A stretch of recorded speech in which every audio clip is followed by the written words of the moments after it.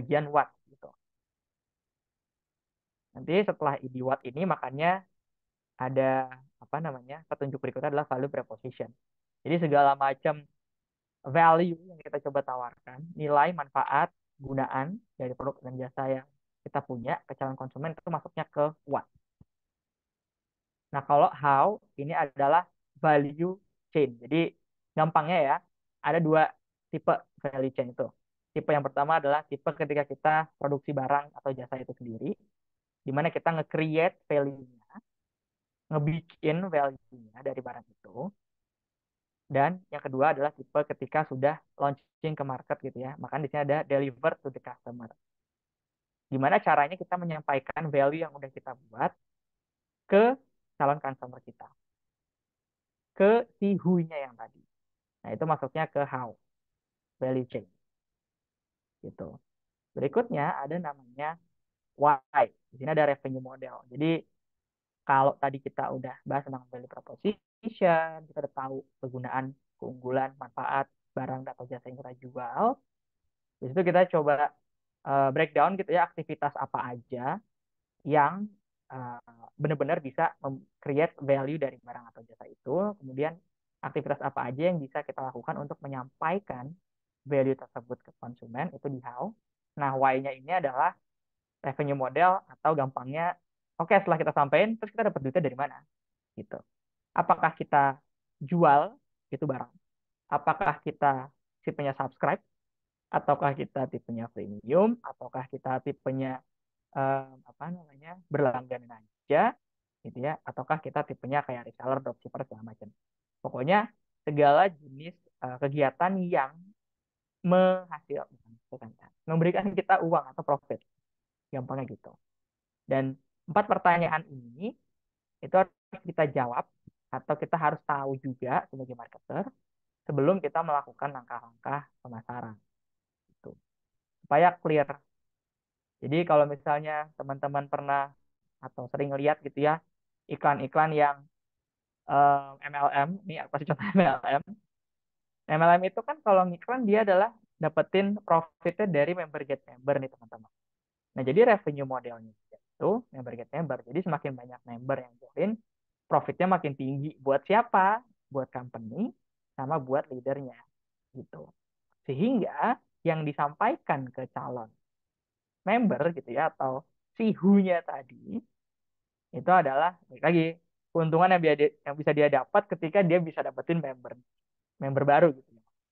Itu contoh-contoh penerapan dari bisnis model yang emang kalau misalnya kita coba itu harus selaras satu sama lain. Contohnya kayak gitu. Sehingga secara garis besar kalau misalnya dari bisnis model triangle ini, kalau tadi di atas itu yang definisi sebelumnya adalah company plan untuk making profit, di sini ini lebih detail sedikit, itu adalah blueprintnya gimana caranya si perusahaan itu ngebuat value dan nge-capture itu value. Jadi ngebuat doang itu nggak cukup, kita harus ngedeliver dan kita harus ngebuat orang lain itu uh, atau calon konsumen itu ngebeli dari value-nya kita yang kita tawarkan. Gitu ya teman-teman semuanya. Oke, ini untuk uh, mungkin brainstorming dikit ya, supaya kita ngeh gitu ya, kalau di kehidupan nyata atau di penerapannya itu kayak gimana. Ini aku coba tanya dulu ke teman-teman ya. Di sini ada yang udah tahu tentang motor listrik ya? Satu, ketik satu kalau udah tahu, ketik dua kalau nggak tahu sama sekali. Satu, satu, satu, satu, satu, satu. Oke, siap. Berarti udah tahu semua motor listrik ya? Ada ceng, udah tahu motor listrik. Oke, yang penting mayoritas sudah tahu motor listrik. Nah, motor listrik ini kalau aku tanya ke teman-teman, ketik aja di kolom chat, siapa sih sebenarnya konsumennya si motor listrik ini? Siapa sih yang beli motor listrik? Profilnya yang beli motor listrik itu orang kayak gimana sih? Boleh di chat teman-teman, tulis aja di chat. Oke, ini Grab tuh maksudnya Grab driver ya, driver Grab, pecinta lingkungan. Oke, apa lagi? Ini kita coba profiling dari sisi orang yang beli ya, atau konsumen yang beli motor listrik. Driver Grab, pecinta lingkungan. Udah? Itu dulu cukup? Cukup ya? Oke, ibu-ibu. Nah, ini kenapa ibu-ibu? yang suka promo soalnya ada subsidi pembelian motor listrik. Oke, orang Cina, right. Baiklah, aku ada beberapa yang aku agak tertarik gitu ya. Em, Mungkin Mbak Almadona Saraswati boleh nggak? Kenapa yang kebayang adalah orang Cina, Mbak? Profil konsumen. Eh, oke sebelumnya Kak. Soalnya saya ngelihatnya tuh kayak kebanyakan tuh yang pakai orang-orang kayak ngkong gitu. Menurut Mbak Alma, kenapa yang makin kongkong? Simpel aja. Biasanya Boleh kan, kok asumsi. iya, biasanya kan orang-orang Cina kebanyakan kayak lebih suka yang hemat-hemat ya Kak. Gitu mungkin Hmm, kalau pakai motor listrik ini lebih efisien aja kayaknya. baik, thank Gitu. you Kak Alma atas Oke. pendapatnya. Menarik banget. Oke, berarti ada persepsi kalau misalnya orang Chinese itu suka yang hemat, motor listrik sama dengan hemat. Berarti orang Chinese suka motor listrik. Nice. Ini ada, oke, ini Mbak Klar, aku penasaran kenapa jawabannya financial plan antusias. Boleh dielaborasi nggak ya untuk konsumen motor listrik? Iya Kak, aku agak bingung kayak bikin dalam satu kalimat tuh gimana. Jadi mungkin mirip-mirip seperti yang Kak Alma bilang, cuma nggak terbatas ke satu ras tertentu ya.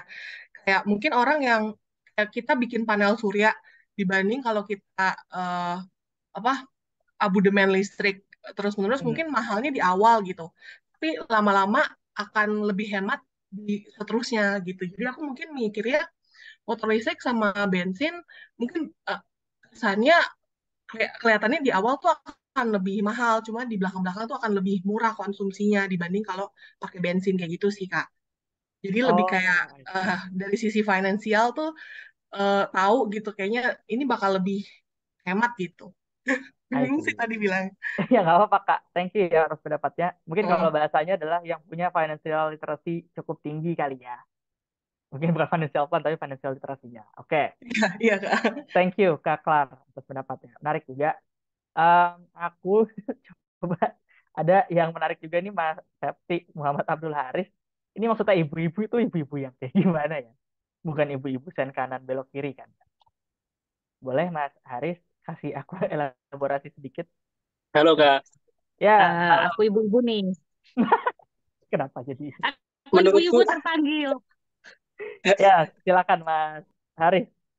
Kenapa soalnya ini? menurutku Ah, secara pengoperasionalan tuh motor listrik tuh lebih mudah begitu loh Kak, nggak yang kayak yang motor konvensional, terus dengan bodi yang ramping, bodi yang hmm. slim, jadi ibu-ibu tuh gampang untuk menggunakannya gitu loh Mas. Oh, oke. Point of view-nya menarik. Berarti Mas Haris punya persepsi kalau ibu-ibu lebih suka yang simple gitu ya. Mungkin kalau dibanding Iya, motor biasa yang ukurannya, beratnya lebih besar gitu ya daripada motor listrik, mungkin ibu-ibu akan lebih milih motor listrik. Thank you. Nggak salah. Mungkin ada ibu-ibu yang pikir kayak gitu. Jadi bisa jadi masuk ke target market. Thank you teman-teman Abang Ojol. Ya, kalau Abang Ojol sih kita karena mungkin mereka ada subsidi gitu dari company-nya untuk bisa pakai motor listrik. Itu mungkin, tapi itu hasil aku ngobrol-ngobrol sama Abang Ojol sih. Oke, anyway. Tadi kan kita coba ngebayangin tipe konsumennya dari si motor listrik. Sekarang kita coba bayangin sebagai yang bikin gitu motor listriknya. Kira-kira nih eh, apa aja sih yang ditawarin motor listrik ke calon konsumennya tadi? Value-nya apa aja sih? Manfaatnya apa aja sih yang ditawarin motor listrik? Daya tahan baterai, oke. Ada yang lain? Go green, baik. Itu juga value. Value nggak harus fitur ya. Pokoknya manfaat atau segala sesuatu yang dilihat oke oleh si calon konsumen. Hemat, ramah lingkungan, baik. Apalagi kira-kira? Udah, cukup. Ramping, futuristik, baik. Prestis, silent. Silent tuh maksudnya, oh nggak berisik. Baik. Keren, kekinian, gaul. Oh oke. Keren, kekinian, gaul.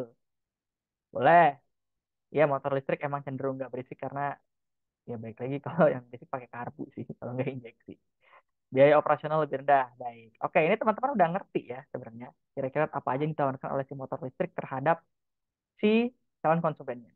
Oh, ini menarik nih. Mbak Almeira ya. Aman soalnya nggak bisa ngebut. Oke, aman soalnya bisa bener sih. Motor listrik itu ada terbatas kecepatan maksimal ya, nggak kayak motor yang bensin gitu ya. Dan kecepatannya itu nggak setinggi motor bensin. Thank you. Ini juga menarik. Rania, penggunaannya mudah. Oke, sip. Semuanya benar ya teman-teman. Yang penting kita tahu, baik lagi value apa aja yang ditawarkan si motor listrik terhadap konsumen yang tadi kita coba identifikasi. Gitu ya. Sekarang, gimana sih caranya? Ini mungkin agak lebih challenging ya. Gimana sih caranya eh, motor listrik ini di deliver value-value tadi yang dimiliki ke calon konsumen? Cara-caranya aja. Kayak misalnya contoh ikut pameran, gitu ya. Misalnya contoh lain gimana caranya? Ya mungkin biaya produksi motor listrik murah. Jadi kalau misalnya kita ngasih ke market, kita bisa sasar harga yang lebih rendah daripada motor biasa. Oke, itu juga salah satu caranya. Pajak motor murah. Itu salah satu caranya motor listrik ngebangun eh, value-value yang dia punya dan disampaikan ke calon konsumen. Apalagi bebas ganjil genap. Bener juga. Bebas ganjil genap bener juga. Oke, oke, apalagi kira-kira? Ada subsidi dari pemerintah. Underdeal-nya murah. Ya, betul. Vote logo IKN biar dapat motor listrik baik. Ya salah juga sih. Iya agak melenceng jauh tapi nggak apa-apa masih bisa dicoba hubung-hubungkannya. Oke, sekarang dukung keauman di pemilu. Jangan dong, jangan jangan. Kerjasama dengan Pertamina, maksudnya gimana? Aku penasaran sih. Kerjasama dengan Pertamina, Pertamina kan bensin ya. Maksudnya bahan bakarnya dari minyak bumi. Ini Kak Vida boleh elaborasi lebih lanjut kenapa kerjasama dengan Pertamina menjadi salah satu cara untuk menyampaikan value-nya. Oh, PLN ya Allah. Baik, teman-teman, PLN sama Pertamina itu beda ya? Iya, kalau itu aku ngeh. Baik, berarti ini kerjasama dengan PLN. Endorse YouTube Om Deddy. Iya, baik. Kak Clara ini kalau aku lihat-lihat dari tadi jawabannya ini ya, udah marketer banget ya. Pokoknya apapun yang dilakukan yang bisa ngepromot supaya orang-orang pada tahu. PLN nanti kerjasama dengan Pertamina. Betul, Kak Sri. Gimana sih cara PLN dapetin listrik? Dari bahan bakar, ujungnya ya bahan bakar Dari bara, solar. dari solar. Betul sekali. Muter lagi dia. Oke, ini teman-teman udah pada nah sekarang gimana caranya si motor listrik ini mendatangkan profit buat perusahaan gitu. Jadi ibaratnya kegiatannya apa aja yang bisa mendapatkan profit. Pertamina sediakan charging stationnya. Oh iya, baik. Jualan, betul. Apalagi selain jualan, ada lagi nggak kira-kira selain jualan? Atau jualan apa nih? Jualan motornya doang? Atau jualan yang lain-lain ada lagi nggak yang bisa dijual? Kira-kira aja, kira-kira. Gimana caranya dia dapat profit? Sewa buat turis bisa. Kalau dari segi produsen pabrik, servis motor for lifetime. Oke, baik. Yang penting dengan ngasih itu jualannya bisa lebih kencang ya. Baik. Kerjasama dengan Gojek, Grab. Oke, buat sarana pendukung. Oke, bisa. Cara dapetin profitnya kayak gitu. Kerjasama dengan tempat wisata itu juga bisa. Vendor motor, kurir, ekspedisi itu juga bisa. Campaign bareng influencer itu masuknya ke HAL itu juga bisa. Kerjasama sama motor custom. Maksudnya gimana Kak Manarul? Jadi motor listriknya itu di custom ya? Atau gimana nih? Di dimodif-modif gitu? Oke. Ya Kerjasama Kak, dengan ekspedisi khusus kurir makanan. kayaknya orang-orang yang suka motor-motor custom bisa juga kan jadi profit bagi, ya jadi Oh, I see. gitu, ya gitu. Berarti udah pernah lihat motor custom yang dari motor listrik ya, Mas Iya Manarul? gitu. Oh, oke nggak menurut Mas Manarul? Kemungkinan oke juga soalnya kan itu untuk mengkonversi dari motor konvensional ke motor listrik juga kan itu bisa dari Oke. Nice. alat yang digunakan. Thank you, Kak Manarul. Oke, yang lainnya kerjasama dengan ekspedisi khusus kurir makanan. Bisa.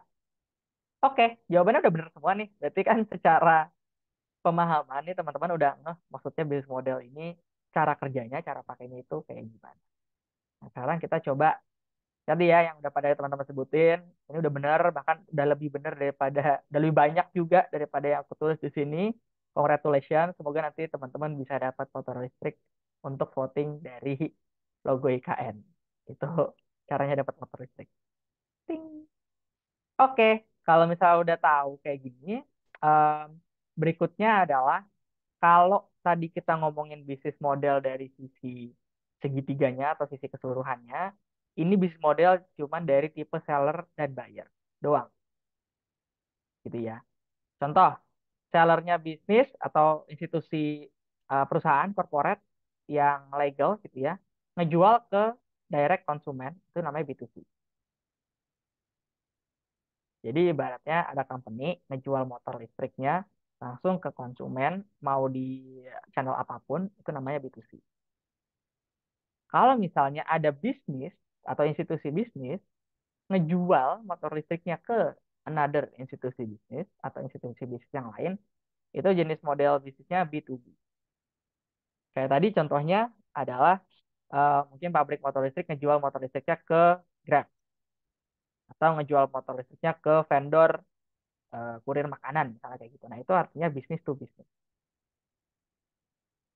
gitu ya. Tapi ada juga yang tipe sellernya itu konsumen. Jadi tipe seller itu individu kayak kita, misalnya kita nggak ada payung company, tapi kita jual motor listriknya itu ke bisnis, ke institusi gitu. Ada nggak kayak gitu? Ada aja, cuman mungkin nggak banyak gitu. Karena keterbatasan dari tipe seller yang individu, ya dia nggak punya resource yang banyak, sehingga dia ketika ngejual satu barang yang dia bikin sendiri, quote unquote bikin sendiri, ya mungkin nggak sebanyak kalau yang bikin company, company gitu. Nah, kalau misalnya konsumen ke konsumen, jadi misalnya saya udah beli motor listrik gitu ya, terus habis itu bosen nih, ya udahlah kalau misalnya bosen saya jual ke konsumen lain aja. Nah, itu namanya eh, consumer to consumer business model. Kalau yang tadi dari konsumen ke bisnis namanya consumer to business. Nah, bisa juga kalau teman-teman tahu ada orang-orang yang suka jualan motor bekas, nah itu tipe bisnisnya adalah konsumen to consumer. Kecuali yang jual motor bekas itu udah ada nama company-nya atau udah ada PT-nya. Itu baru bisnis to consumer lagi. Itu aja bedanya. Gampang kan? Gampang lah. Ini cuma dilihat dari tipe seller dan buyer. Tipenya itu cuma ada dua, yang institusional atau yang langsung ke individu. Sampai sini clear ya teman-teman. Kalau ada pertanyaan bisa langsung ditanya-tanya aja, dijawab ataupun langsung diangkat tangan. Nah, ada juga, ini mungkin aku nggak masukin ya, karena mirip-mirip soalnya. Kalau misalnya dari bisnis atau dari perusahaan ngejual barang atau jasa ke government, itu namanya bisnis to government. Gitu ya. Kenapa government bisa beli ya? Karena government punya uang. At the end of the day, government bisa berperan sebagai buyer juga. Atau kebalikannya, government itu juga bisa berperan sebagai seller. Contohnya government sebagai seller itu apa? Ya paling gampang, paling gampang. Government sebagai seller adalah ngejual, misalnya dari listrik, ngejual ke end user atau konsumen, yaitu adalah kita langsung ke masyarakat, itu government to consumer gitu. Government to business juga bisa gitu ya. Ngasih subsidi gitu ya, ngasih subsidi ke perusahaan motor listrik itu juga government to business. Karena government ngeluarin duit kan. Kalau dia ngeluarin duit berarti kan dia bayar gitu. Nah, dia tuh juga bisa masuk ke bisnis model itu. Gampang kan teman-teman? Mudah. Ini dari sisi konsep mudah gitu. Nanti nggak penerapannya aja bisa beda-beda. Karena masing-masing tipe seller dan buyer ini punya kriterianya atau karakternya masing-masing ketika melakukan bisnis atau jual beli.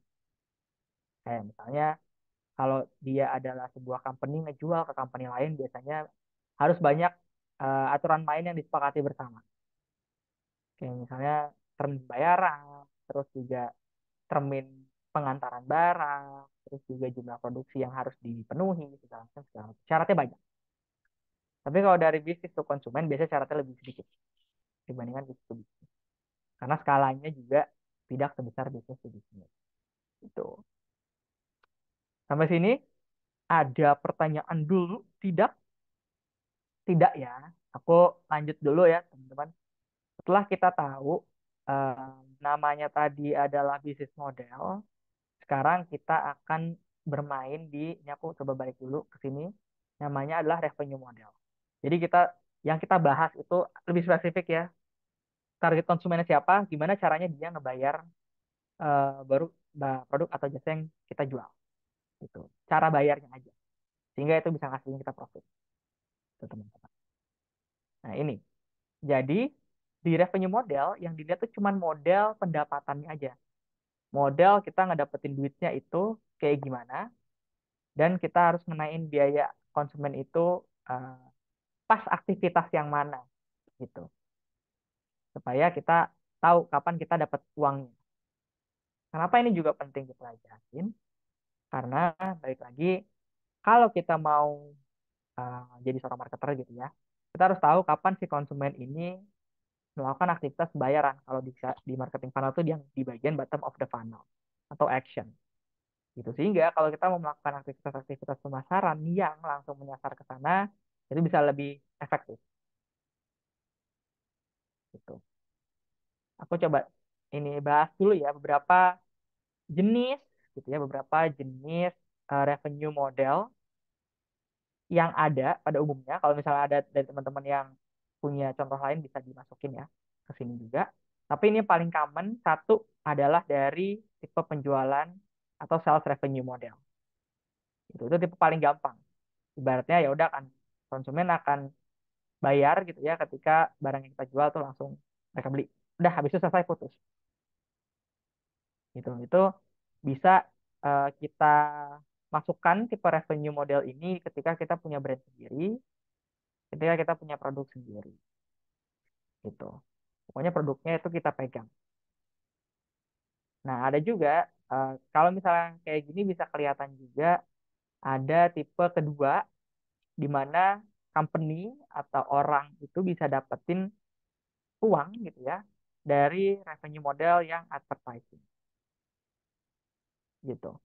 Jadi ibaratnya yang dibeli itu adalah iklan gitu. Yang dibeli itu adalah crowd dari eh, perusahaan atau orang tersebut. Kalau misalnya yang dari tipe company itu paling kelihatan sih. Misalnya Twitter. Twitter itu kan sebenarnya kita pakai Twitter gratis ya.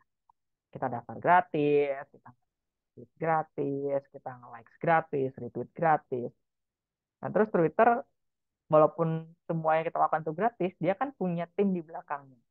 Ada tim engineer-nya, ada tim produknya, ada tim finance juga. Dia mesti bayar server. Nah, gimana caranya dia bisa mengcover semua itu gitu ya?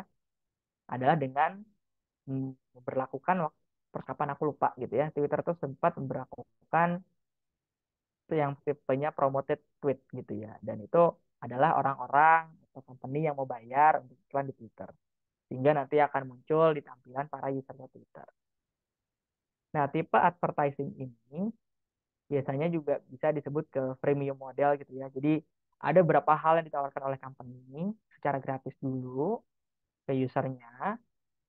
Kemudian kalau misalnya udah rame yang pakai atau usernya udah banyak, biasanya ya udah kita masukin aja bisnis model revenue model maaf dengan advertising. Dan sekarang pun selain dari advertising, semenjak diakuisisi oleh Elon Musk, dia juga ada namanya Twitter Blue ya teman-teman kalau tahu. Di mana itu sifatnya adalah subscription. Jadi sekarang dia punya dua revenue model. Ada advertising sama ada subscription. Subscription itu apa? Di mana orang-orang bisa dapat centang biru lah. Nah, sekarang pertanyaan kenapa sih orang pada pengen beli yang dapat centang biru gitu ya. Jadi si Elon Musk itu ya tiba-tiba punya gagasan supaya satu eksistensi diri dia lebih dipercaya sama orang. Terus juga ada fitur-fitur di Twitter yang cuman bisa diakses oleh centang biru. Salah satunya ini aku juga beberapa kali sempat lihat tidak ada batasan atau batasannya lebih banyak ketika dia nge-tweet dari sisi jumlah kata ya sama jumlah karakter. Kalau yang gratisan kayak aku mungkin terbatas 140 contoh. Tapi kalau aku udah jadi centang biru aku bisa nge-tweet sepanjang 2000 karakter contohnya kayak gitu. Jadi em, bentuk-bentuk inilah yang bisa diberlakukan oleh Twitter gitu ya. Kemudian contoh lainnya, kalau teman-teman tahu YouTube, nah YouTube ini kan baik lagi pas awal dia berdiri, orang-orang kan gratis ya makanya ngupload konten gratis, terus juga apa namanya, nontonnya juga gratis, nge-share-nya juga gratis, download-nya juga gratis gitu kan. Tapi semakin banyak yang pakai gitu ya, semakin banyak yang nonton gitu kan, akhirnya YouTube lebih gede daripada TV gitu ya exposure-nya. Sehingga udah deh mulai diberlakukan namanya advertising di YouTube. Tiba-tiba YouTube kita ada iklannya berapa detik. Tiba-tiba YouTube kita juga eh, apa namanya suka nonton YouTube yang sifatnya product placement dari beberapa channel itu juga bisa jadi bisnis modelnya YouTube gitu. Dan berikutnya ada contoh lain adalah Facebook ya. Kalau Facebook di sini karena Facebook itu baik lagi sosial media gitu ya. Kita makainya di awal-awal tuh juga gratis, daftarnya gratis, nge-share fotonya gratis, like juga gratis, komen gratis, segala macamnya gratis. Em, Facebook ini akhirnya beralih ke media iklan gitu ya, dimana kita bisa eh, naruh iklan kita gitu, misalnya sebagai pengguna Facebook untuk kita promosikan ke user-user yang sudah kita targeting dari Facebook gitu. Baik lagi semakin banyak yang menggunakan, exposure-nya Facebook makin gede, dia bisa iklan nih. Jadi sebuah media iklan yang cukup efektif. Nah, sekarang kita lanjut ke bisnis model yang sifatnya subscription ya, teman-teman. Subscription itu ya gampangnya berlangganan ya. Jadi kita bayar untuk menggunakan produk atau jasanya dalam periode waktu tertentu. Gitu. Namanya juga langganan gitu kan. Contohnya apa? Paling gampang Netflix itu pakai subscription. Disney Plus juga pakai subscription. Even pulsa aja itu hitungannya subscription. Ya, video.com juga pakai subscription. Jadi segala macam service yang kita bayar dan dapat apa namanya akses untuk menggunakan produk atau jasanya gitu dalam beberapa waktu tertentu itu namanya subscription. Kalau YouTube yang tiba-tiba ada channel nyuruh kita subscribe itu bayar gak? Nggak. Itu cuman bentuknya YouTube supaya makin banyak yang pakai, makin banyak yang stay, ujung-ujungnya akan makin banyak yang nonton iklannya, gampang gitu. Contoh lain subscription apalagi kira-kira teman-teman? Ada yang bisa ngasih contoh nggak? Ketik aja di chat yang modelnya subscription. Nggak ada nih? Nggak ada? Subscription ini, ya view juga bisa. Subscription ini mulai naik, apa namanya, revenue modelnya, ya Grammarly juga bisa. Adalah ketika semua jenis yang udah gratis itu tadi, mau dibikin eksklusif gitu aja sih. Newsletter bisa, Zoom Premium bisa. Tadi ada yang angkat tangan siapa ya? Karania ya? Eh, Iya, Kak, mau jawab newsletter tadi. iya oke. Makasih Karania. Newsletter juga bisa subscription. Zoom Premium juga bisa subscription. Dan model bisnis subscription ini yang tadinya di awal di YouTube itu tadi ya, lama-lama makin banyak yang pakai. Kenapa gitu ya? Karena subscription ini enaknya adalah semua orang itu bayar di depan, teman-teman. Jadi company itu dapat duitnya udah langsung di depan. Enak kan? Nah, ini juga menarik nih. Fitness. Ini Kak Vida boleh jelasin dulu nggak contoh fitness yang subscription itu yang mana sih? Karena aku belum kebayang. Halo Kak Vida Azaria, boleh open mic dikit? Tes tes. Halo. Ah, nggak ada ya? Halo, halo Mas Oman. Oke, Eh, oke. untuk yang fitness subscription itu misalnya yearly promo gitu loh. Biasanya kan kalau yang monthly itu kayak lebih mahal gitu kan. Jadi misalnya orang-orang kalau Hmm. mostly di fitness sekarang gym apapun itu minimal kayak 3 months gitu membership. Jadi kalau nggak 3 months, 6 Ah, I months atau see. 12 gitu. Biasanya jadi setahun, kalau setahun bisa lebih lebih murah sih. Jadi orang-orang mostly dia nyari kliennya dari 12 bulan. Jadi ya udah gitu gitu sih. Jadi kayak biar kliennya udah langsung banyak gitu sih member-member Hmm. gymnya gitu. Oke, thank you Kak Vida Azaria. Ya, sama Canva Spotify berbayar termasuk nggak Kak? Termasuk. Itu subscription gitu ya. Kita bayar di depan, terus kita dapat service lebih daripada yang gratisan dalam waktu tertentu, itu subscription. WA sama Tele dapatnya dari mana ya Kak? Latihan Miner Academy, iya itu juga ada yang subscription. Nah, coba aku nih jawab dulu ya. Teman-teman ada bisa jawab nggak? WA sama Telegram dapatnya dari mana? Kira-kira. Boleh ketik di kolom chat ya. Kira-kira aja, kira-kira. WA sama Telegram stiker custom. Bisa. Ada lagi nggak ya yang kebayang gitu? API itu juga bisa buat teman-teman yang nggak tahu API. Jadi setiap kita sebagai programmer atau kita mau ngudak-ngudak customisasi aplikasi bisa ada API. Stiker di line yang premium bisa. Betul. Itu juga betul jawabannya. Jadi teman-teman, ya WA bisnis. Jadi ini aku pernah lupa deh baca cerita di mana gitu ya. Kalau WA itu tadinya kan udah diakuisisi sama Facebook nih. Jadi WA itu um, udah dipunyain oleh Facebook ya teman-teman. Nah si Facebook itu kan tiba-tiba berubah jadi Meta gitu ya. Nah punya Meta itu ibaratnya jadi headquarternya, di bawahnya ada Facebook, ada WhatsApp, ada Instagram gitu sebagai company-company. Nah WA itu tadinya pengen diberlakukan iklan gitu, advertising, tapi si WA-nya kagak mau. Padahal udah dibeli gitu.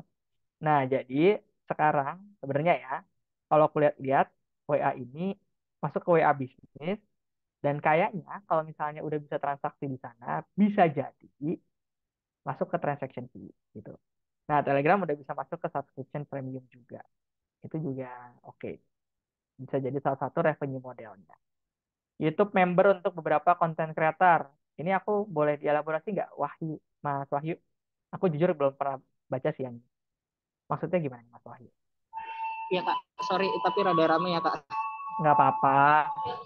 Ya jadi kan ada beberapa kayak content creator itu dia punya kayak namanya tuh YouTube member. Nah di mana biasanya para followersnya itu subscriptionnya itu yang subscribernya itu Oh, bayar untuk uang tertentu biar dapat hal-hal yang hal-hal premium kayak misal dia dapat konten lebih awal, dapat stiker gitu, gitu-gitu sih. Terus kayak misal thanks, dia thanks. komen gitu punya text box yang unik kayak gitu-gitu sih. Oh, thank you Mas Wahyu. Thank you Mas Wahyu atas penjelasannya walaupun agak berisik tapi suaranya clear. Ini aku baru tahu. Jadi itu juga bisa masuk subscription ya teman-teman. YouTube member. Jadi yang dibayar adalah eksklusivitas fitur-fitur yang dibuat oleh si content creator tadi. Tadi mungkin eksklusivitas dari nonton videonya, dia bisa nonton duluan. Nice, nice, nice, nice, nice, nice. Meta, Telegram, kalau konsep soal you can eat itu masuk masuk apa maksudnya OnlyFans? Maksudnya gimana nih Kak Harania? Konsep Iya kan, all you can kalau eat, all you can eat itu kan dia bayar di awal gitu loh, Kak. enggak dia bayar di akhir kalau kita udah selesai makan. Iya, Kak. Iya, nggak apa-apa, nggak apa-apa.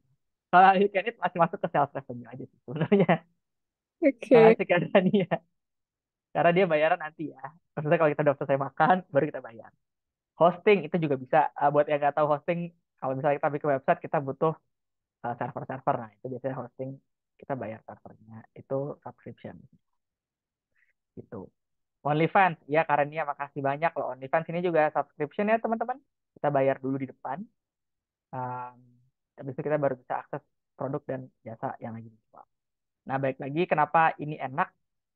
Kunci utamanya tetap, ya kuliah itu juga subscription sih. Nice Kak Agil. Tapi betul.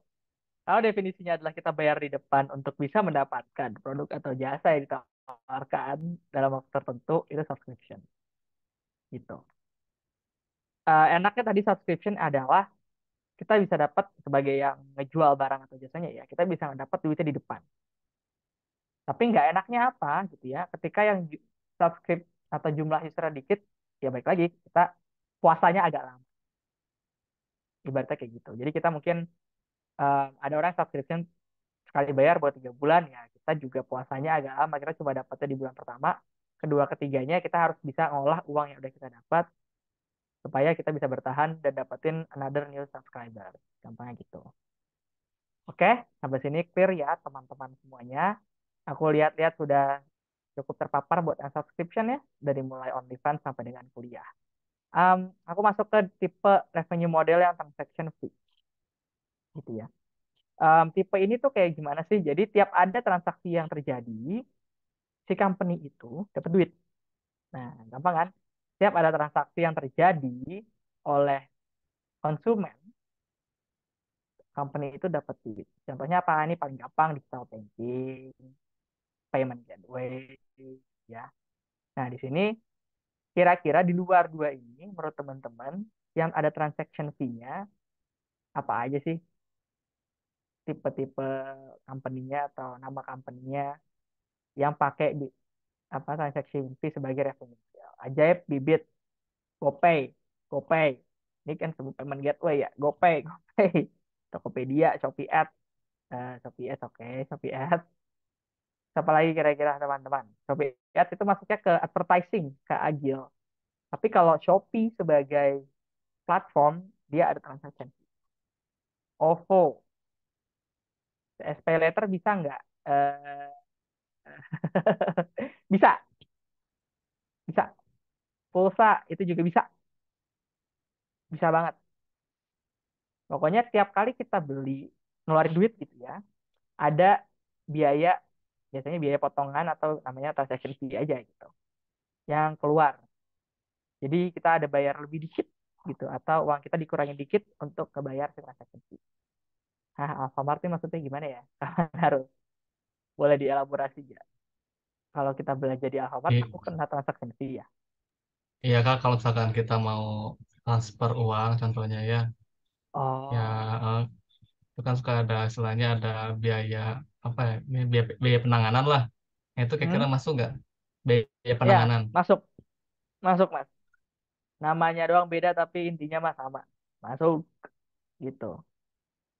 Jadi baik lagi ya teman-teman, namanya revenue model. Ini istilahnya bisa beda-beda tapi rata-rata tuh konsepnya mirip-mirip gitu ya. Konsepnya mirip-mirip. Dan balik lagi PayPal 16.000 mabat. Oke, thank you Kak Clara atas curhatannya. Traveloka transaksinya ya bisa kayaknya sih bisa. Kalau kita beli ya, beli tiket gitu ya atau beli atau ke booking hotel biasanya ada transaksi fee-nya. Oke, itu buat yang transaction fee ya teman-teman. Transaction fee. Aku lanjut ke affiliate gitu ya, affiliate. Affiliate ini artinya um, revenue modelnya itu sebenarnya per apa ya? Peningkatan dari si sales revenue tadi. Jadi ibaratnya ini supaya punya another sales channel, another seller gitu ya, yang ngebantuin jualan biar volume transaksinya makin gede, tapi dia nggak usah punya barangnya. Nah, nanti dia dibayar dari komisi aja. Ibaratnya kita punya freelance sales lah gitu. Freelance sales, tiap barang laku baru itu duitnya kita keluarin. Tapi di sini kenapa masuknya ke revenue model? Karena ternyata si affiliate ini punya peran penting juga untuk naikin revenue-nya company gitu. Dan ternyata ini cukup efektif ya. Ibaratnya kita sebagai company misalnya kita ngasih komisi ke orang ini, ketika ada transaksi yang terjadi, biasanya orang ini apalagi zaman sekarang ya, makin getol buat bikin konten segala macam untuk bisa mempengaruhi orang lain mendapatkan konsumen baru dari barang-barang yang dijual oleh company tadi. Gitu. Contohnya ya sekarang udah paling banyak sih dari TikTok dan Shopee affiliate. Kalau zaman dulu namanya broker, broker tanah atau makelar. Nah, itu affiliate itu sama dengan maklar, teman-teman. Ting, maklar. Kalau mobil itu juga affiliate versi konvensional. Ting. Kenapa? Karena dia ngebantuin kita, misalnya kita sebagai company untuk jualan, tapi kita nggak usah ngasih dia gaji, kita cukup ngasih dia komisi aja, gitu. Itu sih menariknya ya, menariknya dalam dunia revenue model. Intinya apapun yang dilakukan untuk bisa mendapatkan penghasilan atau revenue tadi untuk kita ataupun company itu bisa masuk ke revenue model. Gitu sih. Sampai sini ada pertanyaan dulu teman-teman yang baik hatinya dan yang dari tadi jawabannya keren-keren. Ini artinya udah cukup ngeh ya tentang bisnis model, tentang revenue model. Oke, coba kita baca dulu ya. Ini Kak Clara, ketika kita investasi reksadana, lalu kita beli reksadana via perusahaan manajer investasinya, misalnya Sukor, oke. Nah, revenue Sukor Invest apakah masuk ke sales revenue atau affiliate komisi atau enggak? Oh, oke. Jadi ini si Sukor Investnya sendiri ya sebagai manajer investasinya. Jadi kalau ini mungkin buat teman-teman yang lain juga, em, di dunia keuangan itu, kalau kita naruh uang misal di saham, terus ada naruh uang di bank gitu ya. Biasanya kalau kita nggak kelola sendiri uangnya ada namanya manajer investasi. Manajer investasi itu dapat duitnya dari mana? Bisa dari dua gitu ya. Em, ada service fee namanya, itu service fee bisa masuk ke mungkin bukan sales revenue ya, tapi lebih ke transaction fee-nya gitu ya. Service fee di transaction fee-nya atau dia juga bisa dapatnya komisi gitu, kayak affiliate. Nah, kalau misalnya dari sisi kita ini, kalau konteksnya bibit ya, kita naruh uang di bibit, terus kita kan dapat return dari sana ya. Nah, dalam pengelolaan dana kita yang ada di bibit, kalau kita pilih manajer investasinya Sukor Invest, kita tuh nggak dikasih tahu potongan Sukor Invest itu berapa, tapi itu pasti udah ada bagian uang untuk si Sukor Invest sebagai manajer investasi. Itu satu, Kak Kara. Tapi kita sebagai user yang perlu kita tahu cuman kita dapat imbal balik berapa. Gitu. Itu sih.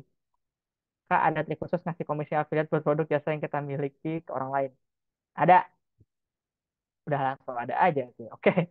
Em, yang jelas ketika kita pengen ngasih atau pengen memperlakukan affiliate sebagai revenue model, pastiin dulu margin kita itu ada minimal gitu ya. Minimal margin kita itu ada.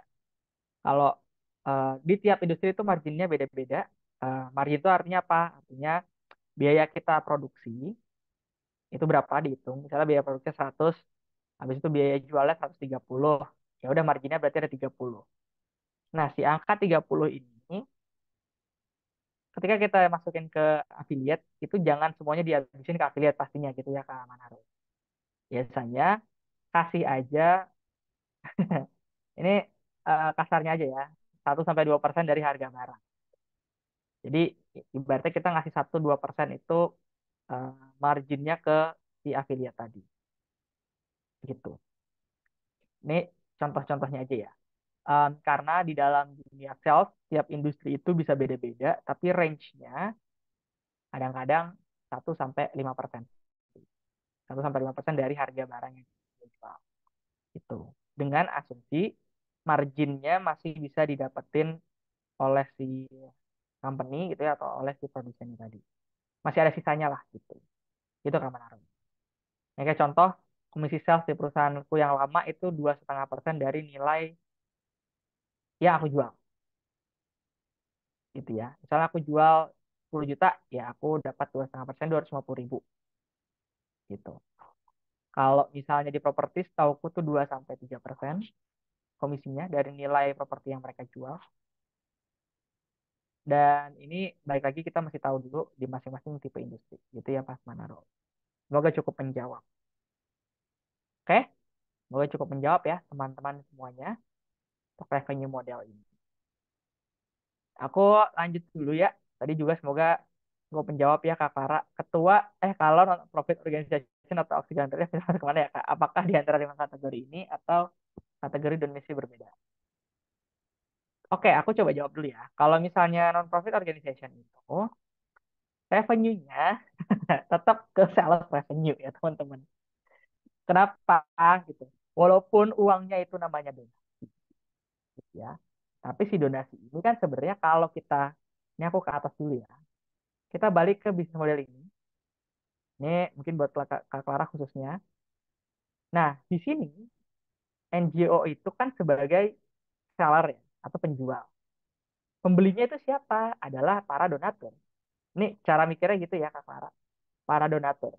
Nah, donatur ini akan ngasih duit ke si NGO itu kalau apa? Kalau NGO itu ngasih value memanfaatkan uangnya untuk kegiatan sosial yang berdampak misalnya gitu ya. Dan nanti itu kan uangnya masuk dulu ke si NGO. NGO itu akan ngeluarin apa namanya biaya-biaya yang misalnya kayak bayar volunteer kan ada yang dibayar juga ya teman-teman. Dia bayar biaya operasional, transportasi segala macam. Kemudian itu pasti ada margin tersisa yang akan jadi research cash-nya NGO. Jadi walaupun namanya non-profit organization, tapi dia tetap menghasilkan revenue dari menjual jasa mereka untuk melakukan aktivitas sosial gitu. Walaupun kata-kata non-profit ya sebenarnya sih mungkin agak kurang pas ya, tapi lebih ke ini company yang bergerak di bidang sosial aja gitu, Kak Clara. Masuknya tetap ke self revenue ini tadi. Mana sih tadi? Nah, ini. Ting. Selama kita paham konsepnya ini, reminder aja, selama kita paham konsepnya yang ada di sini, itu tuh kita akan tahu gitu ya, model bisnisnya atau nih perusahaan dapat duit dari mana, nih perusahaan um, konsumennya siapa, gitu ya, terus value yang ditawarkan itu apa, gitu. Selama ada uang yang apa namanya terlibat gitu ya dalam proses tersebut, gitu ya, pasti itu ada bisnis modelnya. Kayak tour guide bukan sosial lagi, ya. Emang tour guide pernah jadi sosial ya? Aku baru tahu. Kayaknya tahu tour guide tetap berbayar ya teman-teman. Itu teman-teman. Jadi dengan kita tahu analisis bisnis model dan revenue model ini, itu artinya kita sebagai marketer jadi tahu mana aktivitas yang atau tipe-tipe kegiatan pemasaran yang paling pas untuk kita sampaikan ke calon konsumen. Oh ya, yang NGO tadi.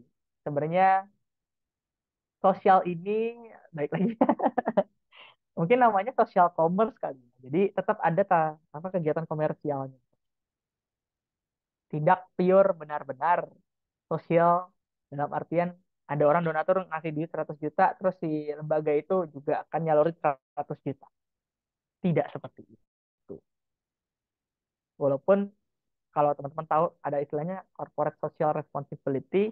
Nah, itu sebenarnya adalah cuman another type of consumer B2B aja gitu.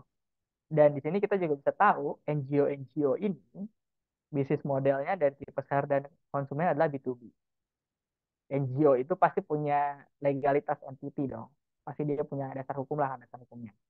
Nah, biasanya corporate juga sebagai pelanggannya punya dasar hukum kan. Ya udah, mereka tuh B2B aja. B2B dengan revenue model self revenue gitu. Semoga cukup menjawab ya teman-teman semuanya. Sehingga kalau tahu kayak gitu ini tips aja kalau tiba-tiba ada NGO yang ngomongin tentang sosial-sosial ya lebih ke bijak aja sih. Seberapa banyak mereka melakukan pekerjaannya gitu ya, menyalurkan dananya. Itu juga jadi kita kalau nyumbang juga mikir-mikir. Jadi kalau pengen nyumbangnya ikhlas ya silahkan dicek-cek aja NGO-NGO-nya mana yang menurut teman-teman paling berdampak. Karena at the end of the day, it's just another type of business model and revenue model. Begitu, sekarang kita tebak-tebakan dulu ya. Tebak-tebakannya bukan tipe bisnis modelnya atau tipe revenue modelnya, tapi menurut teman-teman, ini kita ambil contoh Google ya. Google itu kontribusi revenue paling besar itu pakai revenue model yang mana? Menurut teman-teman ya.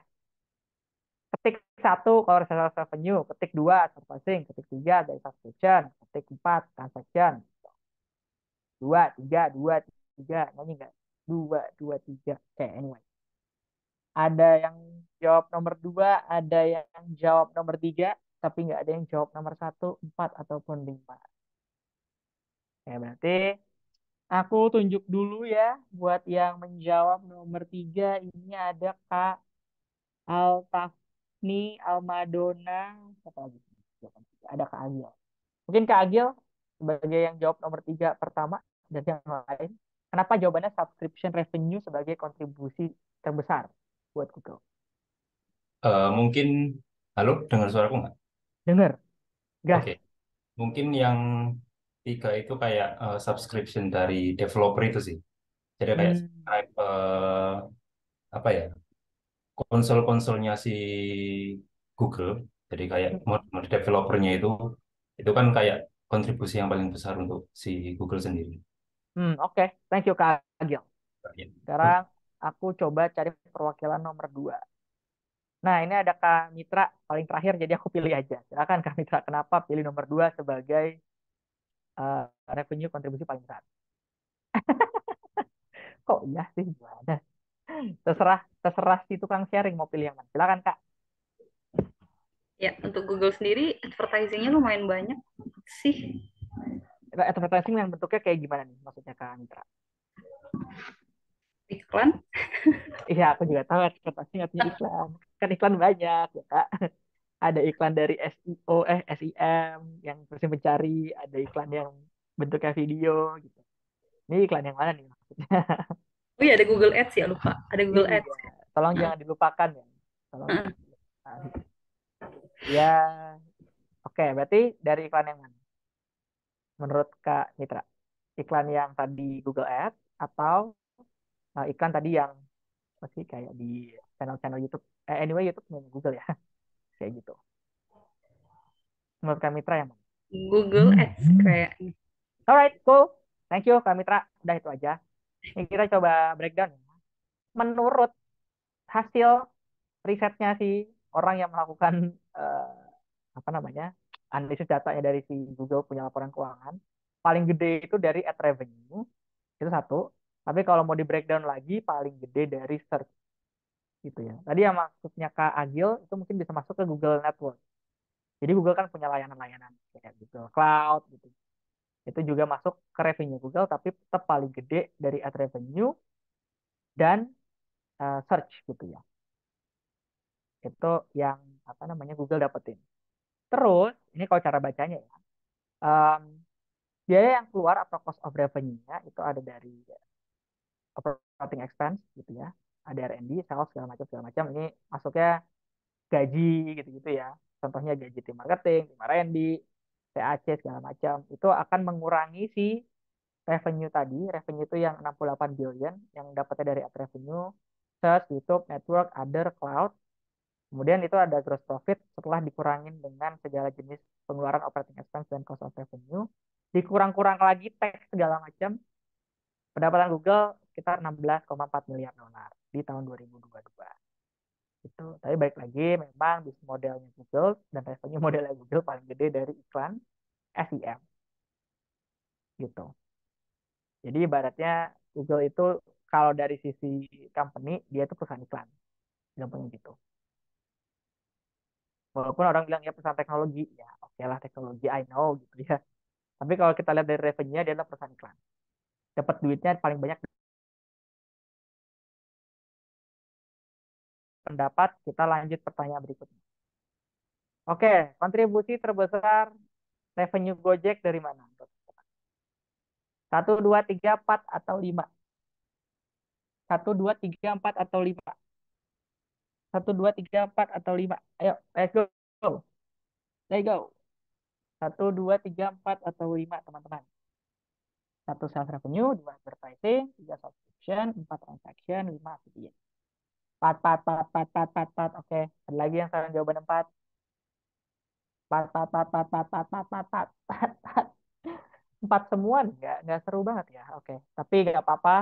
Um, Ya coba random aja kalau kayak gini. Aku belum pernah nanya siapa ya. Aku belum pernah dengerin suaranya.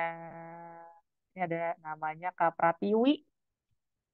Kenapa Kak Pratiwi pilih nomor 4? Atau tahu dari mana nomor 4?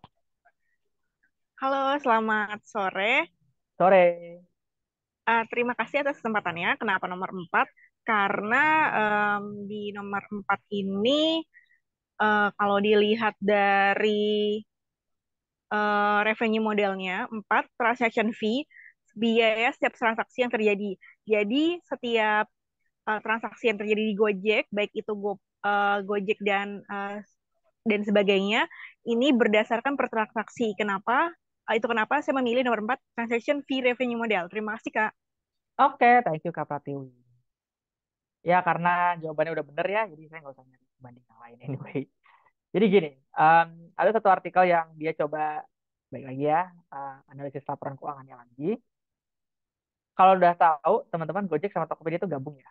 Nah, di sini si Gojek sendiri gitu ya, dari partnya Goto, di sini ngasih imbal jasa penyumbang penerimaan terbesar Goto gitu ya.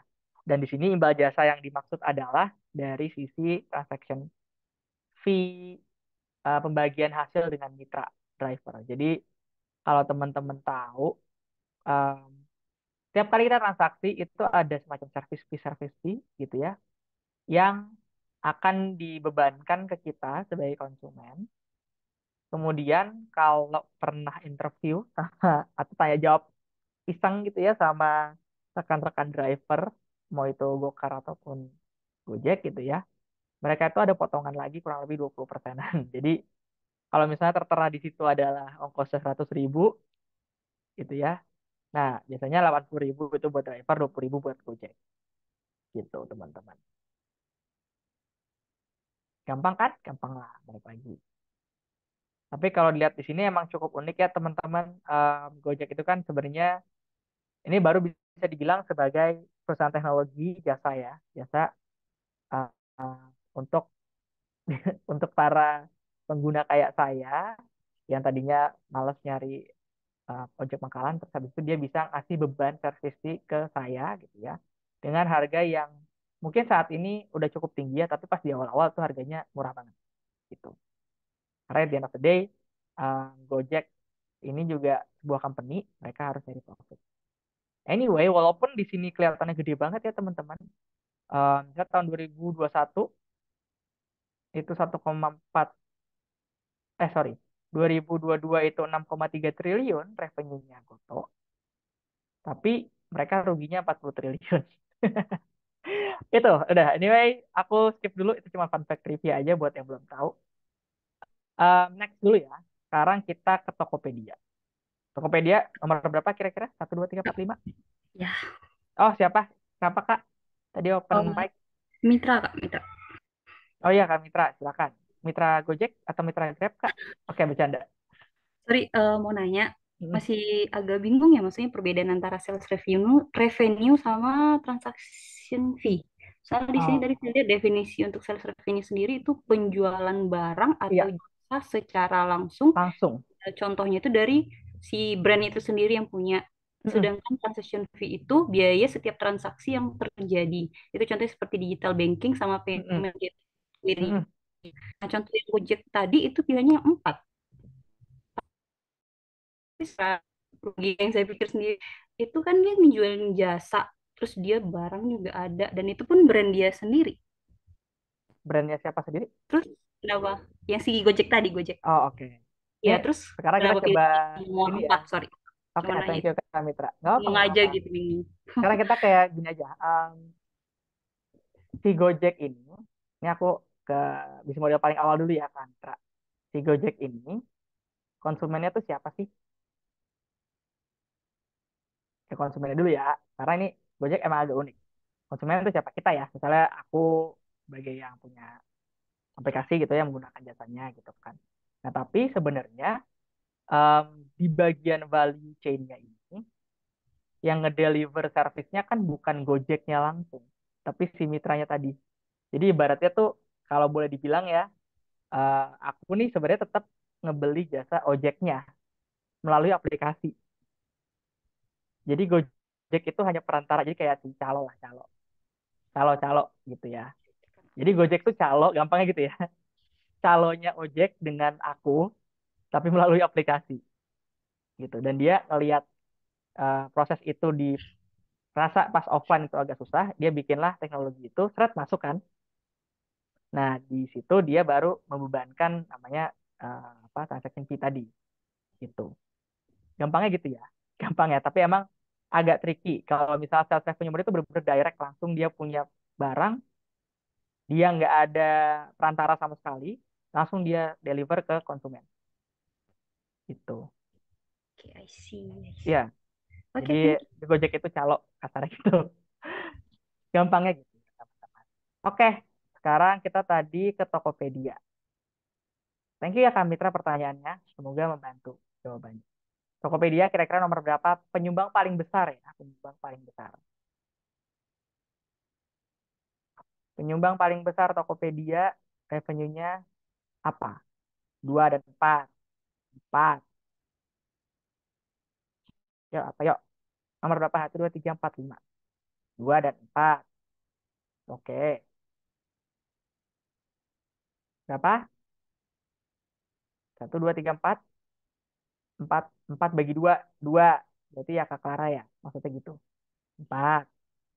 4. 4, 4, 4, 4, 4, 4, 4. Oke. Pada 4 semua ya. Oke. Nggak apa-apa. Oke. Ada lagi yang selain jawabannya 4 dan 2? Kayaknya nggak ada ya teman-teman semuanya. Kalau kayak gitu aku coba disclose aja dulu jawabannya. Jadi kita ngebikinnya service fee atau bayaran atau sama dengan transaction fee. Gitu ya teman-teman. Jawabannya paling gede penyumbangnya adalah nomor 4. Bukan berarti nomor 2 itu salah. Nomor 2 juga nyumbang tapi nggak gede-gede amat. Kenapa nomor 4 itu gede gitu ya? Ini aku kasih contoh ya teman-teman. Teman-teman di sini ada yang jadi seller di Tokopedia nggak ya? Boleh ketik satu kalau yang jadi seller Tokopedia. Oke, nggak ada yang ngetik satu. Oh, oke. Nah, yuk. Siapa lagi? Aku jadi seller Tokopedia juga soalnya. Satu, satu, satu. Oke, Kak Wahyu sama Kak Manaro. Aku dari Kak Wahyu dulu ya. Kak Wahyu eh, masih aktif nggak jadi seller? Sampai sekarang Pak Sampai masih. sekarang. Oke, nice. Thank you Kak Wahyu. Kalau Kak Manaru masih aktif sampai sekarang sebagai seller? Boleh di... Oh, masih beli elektronik. Ngejual, Kak. Kita ngomonginnya seller, bukan jadi buyer. Tolong ya. Bukan yang beli. Oke. Jadi, kalau di Tokopedia itu, nggak apa-apa, nggak apa-apa. Emang kalau lagi puasa suka keskip sih, karena kurang minum air mineral. Jadi, Tokopedia itu punya punya namanya service fee yang dibebankan kepada seller, gitu ya, dibebankan kepada seller, dan itu akan langsung motong setiap barang yang kebeli gitu ya. Misalnya kita punya barang harganya 100.000 jualan remote gitu ya. Dan barang-barang itu di Tokopedia dikategoriin. Ini tipe barang 1, 2, 3, 4 atau 5. Kalau misalnya buat analogi gampangnya, ini tipe barang mewah, barang biasa, barang konsumsi gitu ya, atau barang apa gitu. Dan itu akan masuk ke tiering potongan service fee masing-masing. Jadi misalnya aku punya barang handphone dan menurut Tokopedia itu adalah barang mewah gitu ya, potongannya bisa jadi 4,5% gitu. Jadi kalau barang ini laku, udah otomatis 4,5% motong marginku sebagai yang menjual.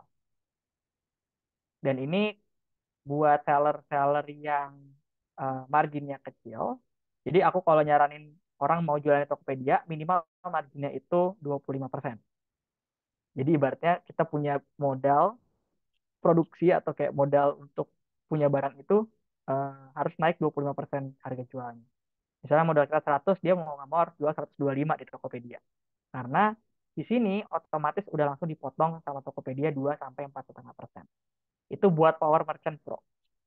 Kalau buat reguler 1 sampai 3,8%. Gitu. Jadi ibaratnya kita cuman naruh, ya cuman sih, Tokopedia itu menyediakan tempat yang namanya marketplace, kayak mall gitu lah ya, tapi versi digital. Kita sebagai penjual itu punya lapak gitu di sana. Tiap ada yang laku kita bayar Tokopedia gitu. Gampangnya gitu, transaction fee. Jadi Tokopedia itu adalah makelar juga, teman-teman. Tapi dia punya service juga buat Power Merchant Pro atau Power Merchant itu punya apa ya? Istilahnya fitur khusus gitu ya. Kayak misalnya kita punya gratis broadcast chat gitu, misalnya gitu kan. Atau kita punya em, apa kayak namanya cashback kalau kita top up iklan. Jadi Tokopedia itu juga bisa ngiklan, teman-teman. Nah, kita misalnya top up 100.000 ada cashback 5% atau tambahan 5%. Jadi kita punya budget ikan 105.000 kayak gitu. Itu salah satu revenue modelnya Tokopedia. Tapi yang paling gede adalah dari sisi service fee ini. Kenapa? Bayangin aja, ini aku pernah baca, lupa di mana bacanya tahun 2020-an dalam waktu sebulan aja volume transaksinya Tokopedia itu 1,4 triliun gitu per bulan volume transaksi. Jadi orang jual beli jual beli jual beli jual beli itu 1,4 T. Anggap aja dipotong 1%, yaitu revenue-nya Tokopedia tiap bulan. Gitu. Sekarang pasti udah lebih tinggi daripada itu. Pastinya gitu ya. Ya, tadi ada yang angkat tangan. Maaf, aku baru melihat. Siapa ya? Boleh angkat tangan lagi kira-kira? Ya, Kak Anya. Silakan. Iya, Kak. Ini aku Rania, maaf belum di rename. Oh iya, Kak Anya. Ini Silakan. nggak apa-apa. Mau tanyakan, ini biaya layanan itu per produk terjual. Nah, kalau misalnya kita cek sekarang, aku lupa sih apa Tokopedia ada. Tapi kan kalau di Shopee ada ya setiap kayak pembeli, ya pembeli mau beli gitu loh Kak. Kayak terpotong 1.000 untuk biaya layanan. Maksudnya itu atau penjualnya yang harus bayar? Oh, penjual yang harus bayar Kak Anya. Jadi, em, ini kalau udah pernah jualan ya di Tokopedia, service fee ini akan diinfo ke sellernya, Kak Anya. Gitu. Jadi misalnya barangnya udah laku ya, misalnya Kak beli atau Karania beli dari aku harga barangnya 100.000. Nanti ketika masuk ke saldoku sebagai seller gitu ya, itu udah dipotong otomatis sama Tokopedia sesuai dengan persentase yang dimasukkan ke produkku gitu. Mau dia masuk kategori nomor berapa. Jadi dia langsung auto potong. Potong, potong, potong. Dan juga service fee ini diberlakukan ke seller atau dibebankan ke seller ketika seller itu mengaktifkan fitur gratis ongkir juga. Jadi kalau seller ini ngaktifin atau ada gratis ongkirnya, itu juga kena potongan sebenarnya dari si Tokopedia. Tapi itu dibebaninnya ke seller gitu. Ya baik lagi, sehingga dengan potongan-potongan tadi, saranku kalau ada yang mau jualan di marketplace, minimal marginnya 25%. Jadi pokoknya harus naikin harga 25% dari harga modal. Itu minimal. Lebih dari itu bagus, kurang dari itu jangan, karena at the end of the day akan puncak gitu. Gitu teman-teman. Ya, terus ini clear atau ada yang mau ditanyakan lagi? Thank you, Kak. Iya, sama-sama Kak Rania. Sehingga baik lagi ya, kalau kita ini posisinya sebagai marketer gitu kan, em, untuk bisa gitu ya, bisa beraktivitas atau melakukan aktivitas pemasaran. Kalau tipe-tipe produk yang kita jual tuh di Tokopedia, biasanya kita ngasih promonya itu udah kita hitung dulu gitu barangnya. Atau kita naikin dulu harganya, baru kita kasih potongan promo gitu. Itu dari sisi aktivitas marketing gitu. Dan semua itu emang harus dikalkulasi sih teman-teman semuanya. Untuk marketing effortnya, kayak misalnya kalau tahu 4P yang di awal, produk, price, promotion, sama place, itu semuanya harus, kalau mau naruh harga ya, harus ada hitungan. Karena kita kan nggak pengen jual rugi, pastinya gitu. Jadi tiap ada potongan harga, kita harus cek dulu, ini harganya bisa nutup atau enggak, atau ya udah kita nggak apa jual rugi dulu, biasanya strateginya kayak gini, jual rugi dulu untuk dapetin crowd, nanti kalau udah ada yang beli, udah ada yang review, baru lama-lama kita naikin lagi harganya kayak gitu. Atau yang kedua, nggak apa-apa kita jual rugi di satu barang itu, tapi kita jual barang lain itu lebih mahal, atau kita dapat untung dari barang lain, namanya subsidi silang. Itu karena at the end of the day yang kita butuhkan adalah profit akumulasi ya, akumulasi dari semua produk atau jasa yang kita jual. Itu bisa di mix and match aja. Itu teman-teman. Oke, kalau belum ada pertanyaan, aku masuk ke bagian ketiga, nentuin bisnis model. Jadi, ini pertimbangan-pertimbangan yang harus dilihat dulu. Kita mau pakai bisnis model yang mana untuk tipe konsumen dan tipe pembeli ya. Kalau kita mau pakai bisnis model yang C2C, B2C, dan B2B dari sisi value of sale, paling gede pastinya penjualan terjadi ketika B2B. Karena duitnya lebih banyak pasti. Maka di sini value of sale-nya thousands and millions of dollars. Kalau kita ini masih konsumen atau kita jualan sendiri dan target kita juga hanya individual secara langsung, berarti kan situ sini Ya udah kita cuma bisa jual tens of dollar saja. Kasarnya gitu. Lebih dikit pastinya daripada B2B. Gitu. Untuk pricing, biasanya B2B itu eh, kita ngomongnya customer pricing ya. Jadi kita kadang-kadang ikutin harga konsumennya aja. Karena konsumen kita company ya atau institusi, biasanya bargaining power dia lebih tinggi sih. Tapi yang penting ketika pricing ini, kita tahu kita masih dapat untung, walaupun kecil. Yang kita jual adalah value tadi, volume aja. Gitu. Kalau pricing institusi gitu ya, itu biasanya ya nego-negoan aja dari harga market gitu. Biasanya harga market itu masih lebih mahal satuannya daripada harga B2B gitu atau B2C bahkan gitu teman-teman. Nah, di sini juga kita juga harus perhatiin perputaran periode perputaran uangnya itu dari sisi lama dan cepat. Kalau situsi itu cepat nih, hitungan jam atau hari itu udah bisa terjadi transaksi lah gitu. Kalau B2C hitungan hari sampai minggu baru bisa terjadi transaksi. Tapi kalau B2B itu biasanya karena banyak aturan yang harus dipenuhi, hitungannya bisa hari bahkan sampai bulanan baru terjadi transaksi. Tapi ya baik lagi kalau kita ngeliat dari value of sales ya, si B2B ini emang lebih tinggi. Walaupun kita harus nunggunya lebih lama gitu ya. Ya tergantung sabar-sabarnya aja. Sama satu lagi tergantung dari napas perusahaan kita atau napasnya kita sendiri untuk nunggu duit itu masuk gitu. Dan juga ini eh, kita ngomongin jumlah decision maker yang terlibat gitu ya di setiap tipe bisnis model seller dan buyer yang seperti B2C sama B2B. Biasanya kalau konsumen ke konsumen, ya udah decision makernya dia juga, dia yang nanya-nanya, dia yang mau beli, atau misalnya temennya. Jadi ibaratnya tuh nggak banyak orang yang terlibat dalam menentukan orang ini mau beli barang itu atau enggak. Jadi kita bisa langsung meyakinkan si satu orang atau dua orang tadi untuk bisa beli. Kalau B2C juga sama, karena at the end of the day, tipe konsumennya adalah langsung end user, biasanya lebih cepat. Simpelnya gitu. Jadi nggak ada aturan yang terlalu ribet, nggak ada aturan terlalu banyak untuk bisa orang ini, ya udah tinggal beli aja, ya udah tinggal transfer aja. Tinggal transfer, nunggu barang datang, selesai. Itu yang tipe konsumennya langsung ke individu. Tapi kalau B2B modelnya ini, um, baik lagi ada banyak kepentingan layer-layer level yang harus approve gitu ya ketika mau ngebeli satu barang atau jasa. Jadi lebih panjang prosesnya. Terakhir aku baca tahun 2020 itu tipe konsumen B2B untuk bisa mengiyakan satu proses pembelian itu butuh approval dari 5 sampai 7 orang. Itu untuk satu proses pembelian ya, 5 sampai 7 orang. Dari mulai level staff, level supervisor, level manager, GM, sampai direktur kadang-kadang harus tahu dulu, harus approve dulu sebelum dia beli barang. Itu baik lagi karena nature-nya B2B itu pembeliannya itu banyak. Dan juga nature-nya itu bukan dibeli pakai duit sendiri, duitnya perusahaan. Jadinya layering untuk approval ngebeli itu banyak gitu teman-teman. Dibandingkan yang langsung konsumen ya.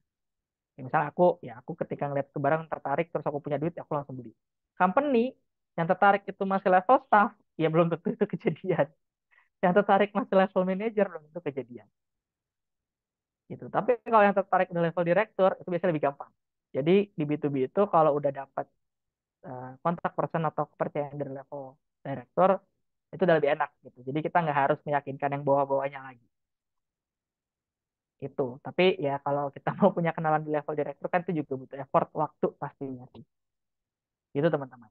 Nah, di sini kita setelah tahu jumlah decision maker-nya, aku tadi coba stop dulu ya. Aku ada lihat pertanyaan dari Kak Riza. Kalau perusahaan punya bisnis model lebih dari satu, boleh nggak Kak? Boleh, nggak masalah. Biasanya perusahaan itu emang harus punya bisnis model lebih dari satu. Kenapa? Balik lagi dari sisi length of sales process gitu ya. Kita bayangin kalau kita punya company, kita kan punya operational cost yang harus keluar. Ya minimal gaji harus keluar tiap bulan lah, gitu kan. Untuk bisa memenuhi gaji yang harus keluar tiap bulan, bisnis modelnya biasanya paling common tuh ada dua, B2C sama B2B. B2C itu untuk nge-cover operational cost gitu ya, supaya ya proses pembeliannya kan lebih cepat ya. supaya operasional cost-nya ke cover, tapi B2B ini untuk dapetin margin yang lebih gede aja gitu. Walaupun emang lebih lama jatuhnya. Kayak 3 bulan, 4 bulan, 5 bulan duitnya baru masuk ya itu wajar namanya juga B2B. Tapi kalau kita mau mengamankan tadi sebagai company operational cost tiap bulan bisa cover, kita tetap harus kencengin juga di sisi B2C. Minimal ke cover dulu di operational cost.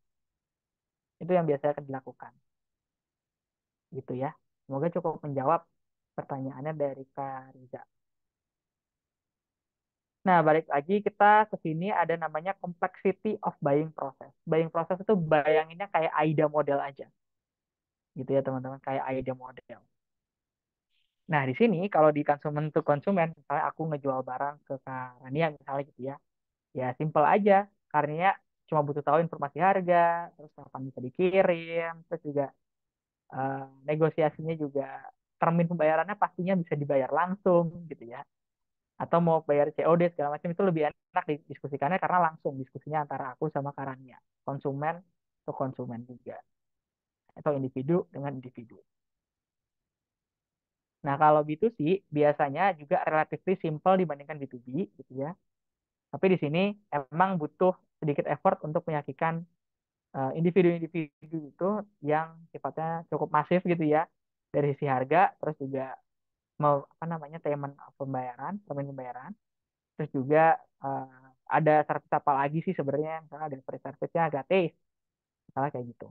Dan promo-promo buat B2C itu biasanya banyak ya. Promo-promo buat tipe konsumen yang langsung, karena dia ngejar length of sales process tadi, ngejar revenue yang harus dicapai tiap bulan untuk cover operational cost. Jadi biasanya promosi untuk B2C itu lebih banyak. Banyak banget. Gitu. Diskon harga, diskon tanggal kembar, terus free ongkir, terus juga bundling, beli satu gratis 5, beli satu gratis satu, terserah. Biasanya lebih banyak. Tapi kalau B2B, karena prosesnya lebih panjang, lebih kompleks, eh, itu biasanya promo yang dikasih lebih sedikit, gitu ya. Karena balik lagi, um, walaupun B2B promonya banyak, itu tidak langsung mempengaruhi buying prosesnya. Karena kita harus melalui tadi 5 sampai 7 orang untuk dapetin approval-nya. Gitu. Dan setiap orang itu punya keyakinan beda-beda. Atau punya persepsi beda-beda terhadap sebuah proses pembelian. Ada yang mungkin apa namanya bisa langsung, ya yang penting kualitasnya oke, gue mau beli. Tapi di atasnya gue nggak butuh kualitas, gue butuhnya harga aja yang murah. Atau ada lagi yang atasnya gue cuman nggak butuh kualitas, nggak butuh harga, yang penting lo bisa kasih gue apa gitu, another service terhadap si orang itu gitu. Itu yang biasa terjadi di sana. Oke, berikutnya ini ntar aku cek dulu. Kak izin mohon mau menghadap dosen, mohon maaf. Iya, silakan Kak Nuri, semoga lancar tesisnya. Oke, berikutnya ada motivasi untuk membeli gitu. Kalau individu apa namanya cukup, yang penting gue butuh atau gue punya emotional connection aja sama barang atau jasa yang mau gue beli. Jadi kadang-kadang mau itu nggak berguna ya buat aku misalnya gitu ya. Tapi buat dia itu ada emotional connection. Ya, misalnya aku punya temen dia pengen beli barang dan beli barangnya karena lucu aja, walaupun nggak ada function yang terlalu berguna gimana-gimana, ya mereka tetap akan beli gitu. Dan itu tipe konsumen untuk individu. Jadi lebih gampang dipengaruhi ya, lebih gampang dipengaruhi dari sisi emosional dan individual needs-nya. Tapi kalau bisnis itu lebih susah karena kita harus mempertimbangkan bisnis needs-nya dia kalau ngebeli produk atau jasa yang kita jual. Jadi yang harus kita yakinkan ke para pemangku kepentingan di bahwa produk atau jasa yang kita jual ini akan mempengaruhi bisnisnya supaya jadi lebih baik gitu. Jadi kita tidak langsung mempengaruhi apa kebutuhan si orang-orang ini secara individu, tapi selama kita bisa mempengaruhi kebutuhannya mereka sebagai satu entitas bisnis, biasanya prosesnya akan lebih cepat. Misalnya dia beli barang ke kita, dia bisa apa namanya punya cost produksi lebih murah. Atau dia beli jasa kita karena kita jual jasa digital marketing karena dia melihat bahwa kita mampu menaikkan impression salesnya dia sekian persen dalam waktu sebulan, misalnya kayak gitu. Contoh-contohnya kayak gitu. Jadi semua itu ujung-ujungnya ke bisnis need. Itu yang di B2B. Memang lebih tricky, lebih susah, tapi hasilnya lebih gede. Ya ibaratnya ada usaha, ada hasil lah. Gitu teman-teman. Nah yang terakhir, di buying proses buat provider untuk pakai marketplace. Jadi kalau misalnya di situ sih, itu biasanya single step dalam artian yang penting udah ada keinginan, kebutuhan sama barangnya, tinggal butuh transaksi doang. Ya udah kita tinggal masukin aja ke marketplace, dia tinggal beli dari sana. Itu bisa banget di situ sih. Kalau B2C, teman-teman mungkin tahu juga apa namanya, ada official store di marketplace. Nah, itu biasanya mereka punya beberapa apa namanya step sebelum orang itu beli barangnya. Kayak misalnya step-stepnya baik lagi kita ke AIDA model, orang itu harus ngeliat dulu barangnya dari Instagram, orang itu harus lihat dulu barangnya yang udah dipakai sama influencer segala macam segala macam. Dan pas dia udah masuk marketplace pun kadang-kadang dia akan ngebandingin juga official store brand ini di Tokopedia harganya sama di Shopee itu sama atau beda. Jadi berarti dia akan ngebandingin dulu. Kalau yang situ sih biasanya dia udah ngelakuin itu, jadi pas udah datang ke kita udah tinggal beli aja, nanti transaksinya di marketplace. Itu mungkin eh, salah satu seninya B2C ya, karena bisnis dan dia punya banyak channel, marketplace-nya juga punya banyak channel, yang artinya orang atau konsumen itu punya kesempatan ngebandingin channel satu dengan channel yang lain gitu. Kalau situ sih kan ya udah channelnya dia doang, dia doang, dia doang gitu. Kalau B2B ini lebih banyak lagi sebenarnya, dan marketplace-nya pun kalaupun ada gitu ya, tapi tetap harus melakukan administrasi sesimpel kita harus submit kalau di Indonesia ya dokumen legalnya gitu ya, bayarin PWP, izin usaha segala macam sebelum transaksi itu terjadi. Terus kita juga harus bikin kontraknya dulu, terus baru transaksi terjadi. Jadi kadang-kadang bisnis model B2B ini nggak bisa langsung transaksi uang di marketplace itu. Tapi kita bisa coba ngasih gambaran ya udah kita punya website, ya udah kita punya sosial media, kita punya riset gitu ya, blog segala macam. Tapi tetap pembeliannya akan ya ada prosesnya yang sifatnya tidak bisa langsung online gitu. Harus ada kontrak dulu, harus ada due diligence dulu, term of payment-nya harus jelas, berapa lama gitu dan segala macam. Itu yang di B2B. Silahkan dipilih bisnis model yang paling cocok menurut teman-teman, yang paling bisa diterima. Baik lagi sesuai dengan resource yang teman-teman punya. Mau itu bisnis model institusi, B2C ataupun B2B. Itu teman-teman semuanya. Oke, ada pertanyaan dulu sebelum aku bahas ke menentukan revenue model. Kak Oman, strategi digital marketing seperti apa yang cocok untuk B2B? Oke, Em, ini pertanyaan yang sering banget aku dapat juga sih sebenarnya. Jadi strategi digital marketingnya pastinya yang ditonjolkan itu, kalau kita mulai dari AIDA model ya, Kak Clara, di bagian awareness pun kita harus punya kredibilitas yang cukup tinggi di pemangku kepentingan tadi. Contohnya gampangnya gini, kalau kita mau bikin webinar, yang kita undang itu harus levelnya minimal manager. Misalnya gitu ya, itu minimal manager. Itu juga untuk dapetin buy-in-nya mereka supaya kita bisa ngobrol ke level atasnya mereka. Jadi ibaratnya tuh kita nggak bisa langsung ngebuat level direktur percaya gitu ya sama produk atau jasa yang kita jual, tapi kita bisa mulai dengan mapping dulu eh, siapa pemangku kepentingan tadi 5 sampai 7 orang tadi itu levelnya apa aja, kita undang untuk bisa ngelihat produk atau jasa yang kita jual. Itu satu. Terus yang kedua, sebenarnya testimoni itu juga penting, tapi balik lagi siapa yang ngasih testimoni, levelnya apa itu juga penting di B2B. Jadi kita nggak bisa kayak tiba-tiba ngambil orang random, beli produknya kita, terus kita jadiin testimoni, terus kita jual ke B2B, itu agak susah. Kecuali kita udah punya koneksi gitu ya, koneksi levelnya manager, VP gitu ya, atau head, atau direktur untuk ngasih testimoni, nah itu baru kita bisa jual ke B2B. Itu contoh-contohnya. Terus juga em, yang paling gampang juga nggak gampang sih, yang paling doable adalah tipe-tipe B2B ini butuhnya itu riset-riset yang mendukung bisnisnya mereka atau kebutuhan bisnisnya mereka, Kak Clara. Jadi kalau ingat AIDA model atau ada namanya white paper atau riset, nah riset yang dimaksud di B2B ini apakah mendukung kebutuhan bisnisnya mereka. Kalau enggak, ya riset itu akan mereka buang aja gitu.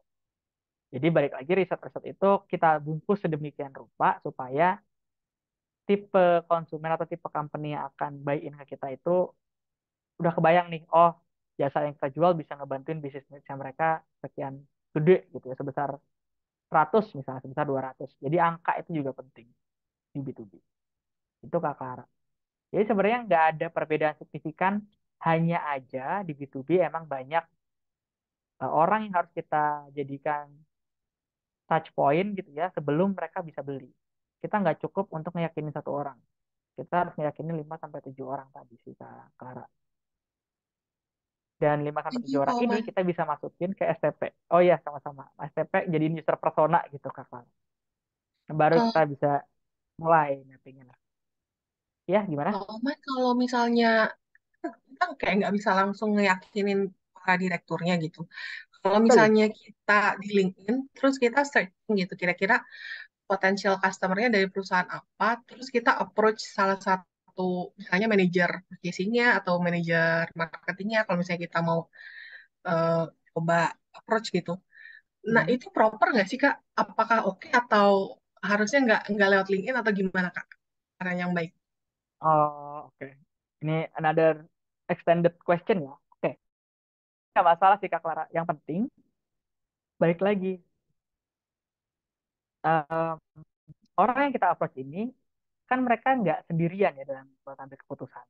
Nah, keputusan orang-orang ini, at the end of the day, akan bergantung, balik lagi, apakah ini selaras atau enggak dengan kebutuhan bisnis. Selama Mbak Clara bisa ngebungkus atau approach itu komunikasi via LinkedIn dengan ngasih manfaat terhadap kebutuhan bisnisnya mereka, menurutku nggak masalah. Karena aku biasanya juga kayak gitu. Tuh, ngajakin meeting orang dari LinkedIn gitu ya. Tapi sebelum itu aku harus riset dulu bisnis mereka itu apa. Terus habis itu jasa atau barang yang aku jual tuh bisa ngebantu sejauh mana. Baru aku approach LinkedIn-nya untuk set meeting. Dan Mbak Clara ini baik lagi karena kita harus mendeketin lebih dari satu orang, dari satu company, itu kita harus deketinnya ke 5 minimal kita tuh 7 untuk bisa dapetin satu meeting. Jadi nggak masalah proper-proper aja selama kita tuh nggak yang cold message gitu, Mbak Clara. Karena biasanya kalau cold message itu langsung mental. Cold message itu apa ya? Template lah namanya gitu. Seolah-olah kita nggak riset dulu, seolah-olah kita nggak kenal orang ini, tiba-tiba kita ngajakin meeting, ya pasti auto ditolak. Aku udah pernah soalnya kayak gitu. Kurang lebih seperti itu, semoga membantu ya. Siap, Oke, siap. Thank you tipsnya, Kak Oman. Bermanfaat banget. iya sama-sama. Thank you pertanyaannya. Aku ke Kak Riza dulu ya. Apakah bisnis model, revenue model ini diperlukan untuk setiap perusahaan dalam bentuk tertulis seperti dokumen, brief, yang penting perusahaan tahu aja. Oh, oke. Em, nggak cukup, ini baik lagi ya, karena aku sebelumnya kerja di perusahaan konsultan yang bergerak di training dan juga bisnis consulting juga. Itu harus ada dokumennya pasti tentang bisnis model dan revenue model ini. Dan juga harus dikomunikasikan. Jadi dokumen doang itu nggak cukup. Kayak misalnya dokumen slide terus disebarin ke semua orang gitu. Nggak cukup sebenarnya di situ. Emang harus dikomunikasikan. Tapi balik lagi, yang perlu tahu itu memang ada batasan-batasannya. Contoh ya contoh. Divisi operasional kadang-kadang nggak perlu tahu revenue model dari company karena kadang-kadang itu langsung dimasukin ke tim sales atau tim marketing aja gitu untuk nge-boost ke calon konsumen gitu. Atau juga kadang-kadang tim teknis atau tim yang berhubungan sama langsung terjun ke lapangan nggak perlu tahu ketika kita dapat project itu revenue modelnya kayak gimana. Tapi yang paling perlu tahu revenue model adalah tim marketing sama tim bisnis. Tim sales juga perlu gitu. Nah, itu plus minusnya sih. Kalau misalnya yang tahu tuh cuma tim marketing, sales sama bisnis, kadang-kadang apa namanya suka cekcok sama tim operation. Sehingga yang baik adalah semua orang harus tahu sih. Semua orang yang kerja di company itu harus tahu bisnis modelnya, revenue modelnya, Sehingga mereka tahu kenapa mereka harus melakukan aktivitas-aktivitas yang nantinya akan dilakukan bareng-bareng gitu. Contoh ya, kenapa tim operation itu dicecer untuk bisa nyari harga bahan paling murah. Supaya tim sales of tim bisnis itu kalau dinego sama klien bisa turun setinggi ekspektasinya klien. Tapi tidak ngegerus eh, profit company atau harga modalnya lah. Nggak ngegerus harga modal, minimal itu. Itu sih yang best practice-nya ya Kak Ria. Jadi dokumen aja nggak cukup, ini harus dikomunikasikan juga ke semua divisi. Bahkan ya kalau mau ekstrim sampai ke level staff sih, Kak Riza, gitu. Supaya kalau kita lagi berkolaborasi gitu ya, lagi berkoordinasi, itu semua selaras jawabannya. Kurlab seperti itu, semoga menjawab ya Kak Riza. Aku lanjut dulu ke slide berikutnya. Menentukan revenue model. Kalau tadi kita ngomonginnya bisnis model dari seller dan buyer ya. Ini sekarang revenue model. Jadi kalau dibalik di depan yang segitiga bisnis model, kita sekarang spesifik ngomongin gimana caranya kita nentuin tipe revenue modelnya. Sebenarnya faktor pertimbangannya cuma 3. Dari product value yang kita tawarkan, gitu ya, value-nya apa aja manfaatnya, gitu ya. Yang kedua, tipe konsumennya tadi, B2B atau B2C, gitu ya. Terus yang ketiga, benchmark kompetitor. Mereka pakai revenue model yang kayak gimana, gitu teman-teman. Nah, dari product value itu, pertanyaan-pertanyaan yang harus dijawab adalah, kita ini produknya apa? Fisik, perangkat lunak, atau jasa, gitu. Karena masing-masing tipe produk ini akan mempengaruhi gimana caranya kita dapat duit, atau gimana caranya kita jual ke market nantinya. Kayak misalnya kalau kita jualan software, software ini sifatnya mau kita jual putus gitu ya, yang sifatnya sales revenue aja tadi, atau ya udah subscription yang sifatnya bayar untuk beberapa bulan penggunaannya. Atau kalau misalnya produknya fisik, itu balik lagi kita mau jualnya sales revenue doang, atau sebenarnya ada model lain sebenarnya di sana. Gitu ya. Nah, berikutnya pertanyaan untuk product value ini, value proposition apa sih yang kita tawarin dari produk tersebut? Gitu. Manfaat apa aja sih yang diterima oleh si orang ini? Apakah manfaatnya itu dengan dia beli bisa langsung berasa, atau dia tuh harus langganan dulu, gitu sifatnya langganan dulu ke kita, baru dia ngerasain manfaatnya secara jangka panjang. Contoh ya, menurutku Netflix itu cocok dengan subscription karena kalau kita cuman beli putus doang, gitu ya, sekali beli, misalnya aku beli itu cuman film ABC gitu ya, itu akan ngerugiin si Netflix gitu. Kenapa? Karena dia cuma ngejual 3 produk doang ke aku doang dan itu beli putus. Sedangkan kalau sifatnya subscription berlangganan jangka panjang, value proposition yang aku dapat adalah aku bisa nonton banyak film, walaupun at the end of the day yang aku tonton itu cuma 5 film dalam waktu sebulan, tapi dari sisi Netflix, value proposition itu cocok, tidak merugikan lah gampangnya, tidak merugikan dia dan itu hitungannya pas. Karena orang-orang kan bayar di depan semua.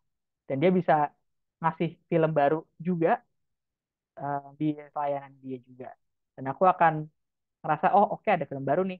Ada film baru terus ada film baru. Jadi itu another value proposition. Yaitu filmnya up to date. Kayak gitu. Dan di sini juga yang paling penting adalah periode produksi produk atau jasa itu berapa lama. Ibaratnya kita bisa deliver produk ini langsung ke konsumen itu dalam periode berapa lama. Misalnya kalau kita tipenya jasa, kan orangnya bayar biasanya ketika dia udah selesai jasanya kita provide. Tapi bisa nggak sih kita ngebuat dia bayar di depan gitu, supaya kita dapat duitnya dulu di depan. Itu akan menentukan dia tipe yang mana, sales revenue atau subscription atau transaction segala macam. Atau bayar di tengah juga bisa, gitu ya. Sesuai dengan periode produksi produknya itu. Kalau misalnya produk-produk yang butuh apa produksi cukup lama, biasanya dia akan langsung masuk sales revenue aja, karena dia butuh modal buat produksi produk yang lain, atau butuh modal buat produksi produk itu lagi supaya bisa dijual lagi, gitu. Dan di sini untuk yang tipe konsumen, dia bisa B2B atau B2C. Kalau misalnya B2C, mau yang sales revenue, atau mau subscription, atau mau transaction fee, terserah. B2B biasanya paling umum adalah, kalau nggak sales revenue, subscription. Udah to B2B paling common itu. Paling common. Kalau nggak sales revenue, subscription. Dan juga jangan lupa tanyain willingness to pay dari konsumen ini terhadap jasa atau produk yang kita tawarin seberapa tinggi gitu. Biasanya kalau willingness to pay-nya range harga itu rendah, kita bisa bikin itu jadi cycle-nya lebih cepat gitu. Misalnya ternyata oke 100.000, ya udah kita jualan produk atau jasa harga 100.000, terus kita lihat lagi ini produk atau jasanya dipakainya bisa harian atau dia harus nunggu bulanan sebulan lagi baru bisa beli lagi atau segala macam dan volumenya juga perlu dipertimbangkan. Jadi willingness to pay klien itu penting, jenis tipe konsumen juga B2B atau B2C itu penting, terus juga produk value itu penting. Nah, ini yang paling menurutku paling gampang adalah kalau udah ada kompetitornya duluan. Kita tinggal contoh aja. Tinggal contoh dan evaluate aja. Gitu. Apakah udah ada produk atau jasanya? Kalau udah ada, kita tinggal kencengin di value proposition-nya aja. Gampangnya gitu. Terus juga benchmark kompetitor adalah kapan sih konsumen itu ngebayar jasa atau produk dari kompetitor itu. Nah, itu kita juga bisa tahu nih, bayarnya tuh di depan, di akhir, atau di tengah-tengah, atau dibagi jadi beberapa kali, atau langganan, atau nanti kalau udah ada transaksi baru ada bayar. Itu yang bisa kita coba dapetin dari kompetitor benchmarking untuk revenue model. Kurang lebih seperti itu, teman-teman. Sampai sini ada pertanyaan dulu tidak ya? Oh ya, jangan lupa diisi presentasinya dari Kak Elda. Oke? Kalau belum ada, aku lanjut dulu, teman-teman semuanya. Nah, ternyata udah masuk sesi Q&A. Berarti emang udah waktunya kita tanya jawab, teman-teman semuanya. Aku kasih waktu paling 5 menit ya, siapa yang mau nanya dulu. Dan anyway, hari ini gak ada tugas, jadi feel free untuk merasa lega. Tapi jangan lupa untuk kerjain tugas yang sebelumnya. Tolong dikerjain. Karena baru 3 orang yang kerjain. Oke, ada pertanyaan dulu kah, teman-teman semuanya? Atau sudah sangat amat jelas sehingga tidak perlu bertanya dan langsung tinggal bikin eksekusi aja produk dan jasanya? Nggak ada nih. Serius nggak ada nih. Kalau nggak ada aku senang-senang aja soalnya. Kalau nggak ada, berarti aku masuk ke sini. Isi feedback as always, guys. Sebanding isi feedback, aku masih buka buat tanya jawab ya. Ini ada Kak Riza. Kak, adakah cara meningkatkan kesadaran membayar konsumen terhadap barang yang mereka beli di perusahaan kita? Maksudnya gimana nih Kak Riza? Ya Kak, jadi kayak mungkin beberapa perusahaan ada yang menerapkan cara pembayaran kayak apa dicicil, terus di Hmm. apa termin per apa 2 kali pembayaran atau misalnya per 10 hari setelah produknya itu diterima sama mereka. Namun pada apa namanya pada pelaksanaannya nih setelah 10 hari ternyata mereka tuh nggak bayar Kak. Nah ada nggak sih cara untuk meningkatkan kesadaran buat mereka sendiri eh, Oh, apa untuk apa jadi lebih rajin aja gitu Kak, jadi rutin gitu pembayarannya. maksudnya nagih ya? Nagih Ya, pembayaran? heeh. Oh Ya kayak gitu. alah. Iya, iya, iya, iya, iya. Em, ini agak tricky sih. Ketika kita ngejual produk atau jasa yang sifatnya dibayar di akhir gitu ya. Dan pas di akhir malah ujung-ujungnya si klien atau konsumen ini udah merasakan manfaatnya tapi nggak bayarnya nggak tepat waktu gitu ya. Nah di sini untuk kayak gitu ya, Mbak Riza, aku menyarankan dulu supaya tidak terjadi hal-hal seperti itu. Satu, mungkin revenue modelnya perlu diganti Kak Riza. Mungkin ya. Bisa jadi revenue modelnya subscription aja, di mana mereka harus bayar depan dulu baru merasakan manfaatnya. Ini kalau misalnya bisa diganti ya. Atau ya udah, kalaupun sales revenue sifatnya tadi termin tuh udah oke, tapi kalau termin pertama belum dibayar, kita akan stop dulu jasa atau produk yang kita kirimkan ke mereka. Tapi kalau misalnya udah telanjur banget nih, pahit-pahitnya emang susah gitu ya.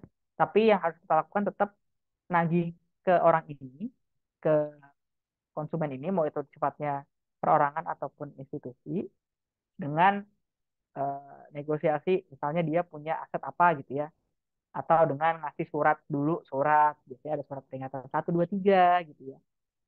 Atau dengan memperkuat di kontraknya dulu, Kak Riza, di pasal-pasal yang ada di kontrak, terus juga apa namanya konsekuensi yang apa istilahnya ya, yang harus diterima oleh konsumen ini misalnya gitu ya. Kita blacklist satu bisa jadi kita blacklist. Yang kedua, aku pernah lebih ke dulu ada klien company lamaku, mungkin bukan aku yang handle, tapi dia nggak bisa bayar karena emang ada kesulitan keuangan. Tapi kita coba tetap nagih, dia mau bayar tapi pakai mobil. Jadi dibayarnya pakai barang. Daripada ujung-ujungnya kita nggak dapat duit, gitu kan? em, ya udah kita terima aja. Toh mobilnya bisa kita jual kan? Setidaknya itu bisa dijual ataupun bisa kita pakai buat operational to get more money, gitu ya. Itu sih Kariza. Tapi kalau paling aman zaman sekarang adalah subscription karena semua harus bayar di depan. Kalau lo belum bayar lo nggak bisa ngerasain produk atau jasa tersebut. Walaupun nggak semua bisa dijadiin subscription ya, Kariza. Semangat untuk nagih uang, nagih hak setelah Oke kewajibannya Kak, sudah makasih. dilakukan. Iya sama-sama. Semoga membantu ya Kak. Bisa. Oke, kira ada lagi teman-teman. Oh ya jangan lupa ngisi absen. Thank you Kak Mitra udah dibagiin absennya dan juga isi feedback ya teman-teman.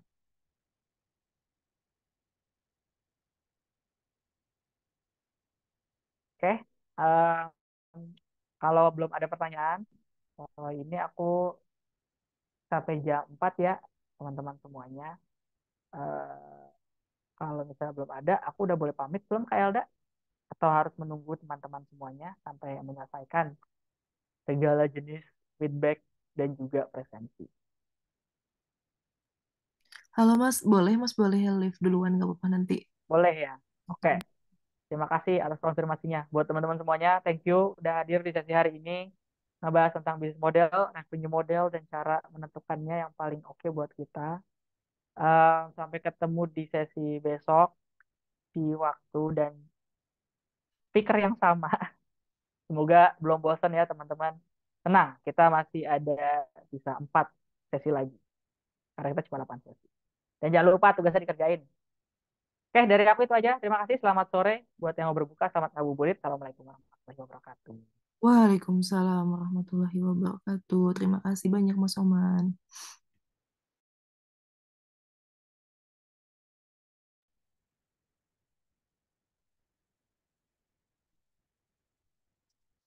Teman-teman diisi ya link presensinya, jangan sampai nggak ngisi.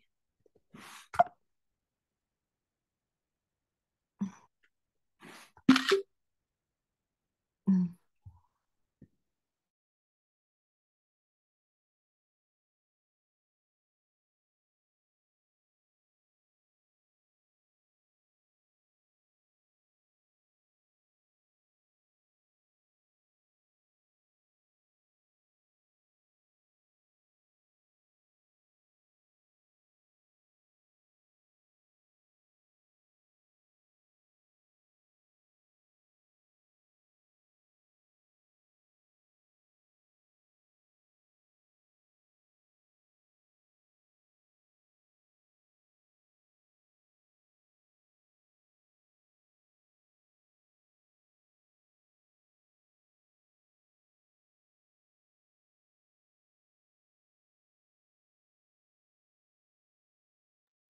Sudah ya teman-teman, sudah diklik linknya. Aku mau end meet.